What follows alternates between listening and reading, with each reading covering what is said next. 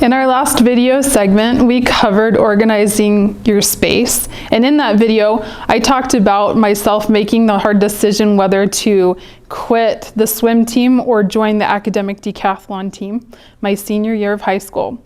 As I organized my space, my bedroom, I was able to think more clearly, and I was able to choose to join the academic decathlon team. So today, or for this video segment, we are going to talk about organizing your thoughts or ideas. So, as always, there's going to be 3 steps. The first thing is to clear your mind. And in order to do this, you could try techniques such as meditation, deep breathing, there's counting, closing your eyes, and prayer. Those are all techniques that I've heard of, but you can choose your own in order to clear your mind. And then the next thing is to imagine filing cabinets all over in your mind. Go to the one that is labeled education. And in that filing cabinet, there should be a drawer that's labeled English 1010. So open up that drawer, and then you will see there will be 3 tabs.